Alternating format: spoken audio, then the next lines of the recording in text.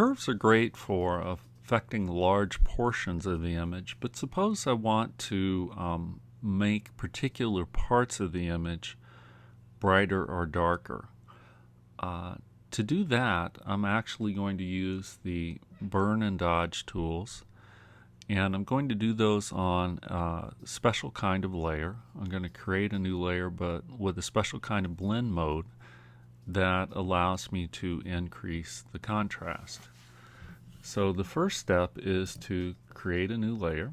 So I'll go up to Layer, New, Layer. Now you'll notice on the New Layer dialog box, I'm going to call this toning, which is the photographic term for increasing lightness and darkness and contrast. I'm going to change the blend mode though from normal to overlay. I could also choose soft light. If you look at these blend modes, oh, not all of them are showing. Let me drag that back up here. If you look at these blend modes, they fall into some distinct groups. These darken and enrich an image, depending on the layer beneath them. These lighten an image. These increase the contrast in some way. And these do kind of fun and funky things, and these do kind of fun and funky things. You saw me use luminosity already. But I'm going to use overlay, and here's the important step. I'm going to click and say fill with an overlay neutral layer. Of these three main groups of blend modes for darkening, lightening, and increasing contrast, all of them have a neutral layer. I think for darken it's black, for lighten it's pure white, and for overlay and the contrast layers it's a 50% gray. Now I'm going to do that. You notice I've got my new layer. You notice if I turned off all the other layers, it's actually pure gray. But because it's not a normal layer, because it's an overlay layer, gray doesn't affect what we see. It's just the neutral color for affecting images beneath it. Now here's where the rubber meets the road. Let me zoom in on what I'd like to work on. The horse's face. Now what I'm going to do to either lighten and increase contrast or darken and increase contrast is to use a couple of tools with very traditional names, the dodge tool and the burn tool. In chemical photography, as you're developing an image, the dodge tool is literally just this kind of paddle you'd hold up to block the light off the image. It looks like a paddle. The burn tool, you'd have extra light on the image to make the exposure darker. You'll notice in the contextualize menu, let's start with the dodge tool to make things lighter. There's an exposure, comes up in the contextual menu, and a range. You can work on highlights, midtones, and shadows. The dodge tool is also a brush, so you get the contextual menu for brushes. You can make it a little bigger. You can adjust the feathering on the side of the brush. Let's make that a little bit bigger. And what I'd like to do is make this part of the horse lighter.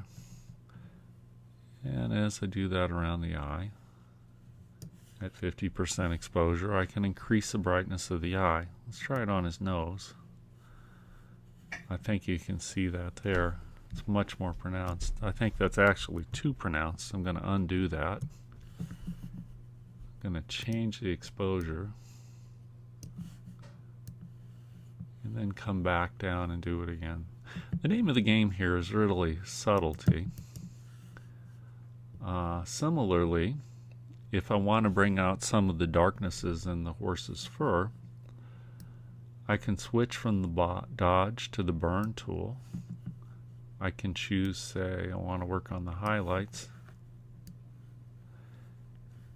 And as I drag that over, I'm creating some darker spots to increase the contrast. In portrait photography, this is something you'll probably use quite a bit. Again, let's see if I can't burn this a little, even though I decided I wanted that to be pure white. Again, watch as I turn the layer on and off. These are subtle effects. You see it in the horse on the right's face the most clearly and such. If you do landscape photography or black and white photography, this is also incredibly useful for bringing out clouds. And again, you can see I noted that I want to work on the mask for some of these effects. Sorry, I got a cat battle going on in the background. On the mask for some of these effects.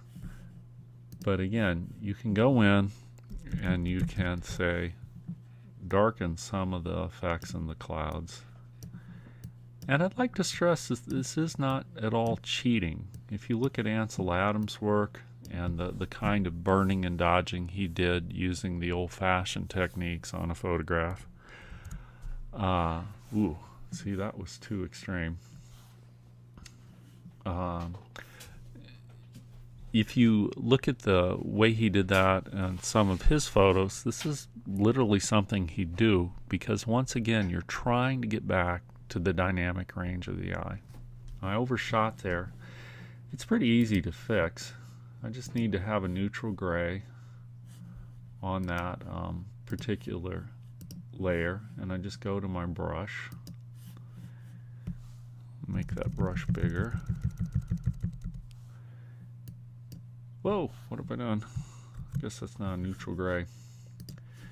But you can just paint that over with a neutral gray.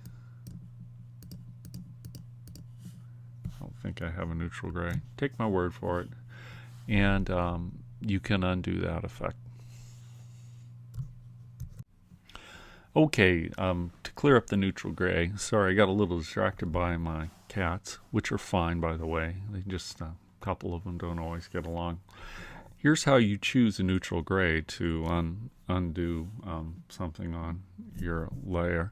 You could also just go back to history, but I thought this would be good. Click on gray. Go here to hue, saturation, and balance. You want 0% hue,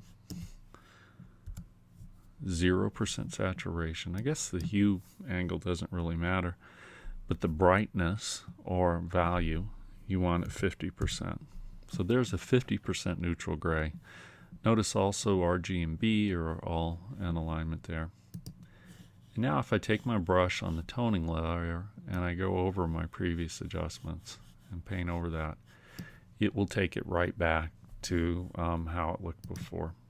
So I turn on and off the toning layer. You can see the horse's face change, but that cloud remains the same. So there you have it. Set your white and black point, adjust curves. You may want to use separate curves adjustment for separate parts of the image.